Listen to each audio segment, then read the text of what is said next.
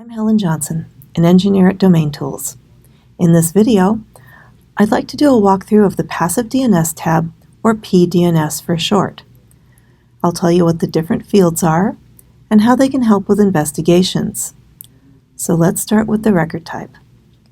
Some of the different record types that show up in the PDNS data include A records, CNAME, name server, TXT, and SOA records. I find this helpful in framing the context of the indicator I'm investigating. Next, we have the source. DomainTools ingests data from 4 different providers of passive DNS data in order to provide the most current and up-to-date results. The diversity of our information sources can be helpful in corroborating a domain's IP address or record type. Next, we have the result limit, and this default is 500, but is adjustable to whatever count is appropriate for your investigation. We have the after date and the before date, and these fields are helpful when looking for what's been hosted on an IP address within a specific range of time, which helps narrow down the data to what's relevant to a particular investigation within a specific time period. Then we have wildcards, denoted as star.domainname.tld in the PDNS search field.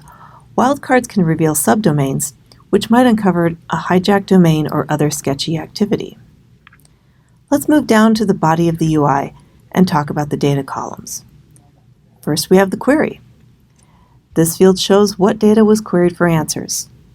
Next, we have the type. Different types of records, again, will include the name server, SOA, CNAME, and A records, among others. The source. DomainTools ingests 4 different sources for PDNS data. These sources are differentiated by the letters A, B, C, and D. The count. This reports how many times the source noted in the previous column has seen a particular response. Next, let's talk about the response. This is what comes back from the query that was made. The response might be a name server or it might be an IP address. By following the responses, an investigator can track the infrastructure of a domain for historical context. We have first seen, the first time a unique response has been seen from a unique entity such as a name server. Last seen, the last time a unique response was seen from that particular entity.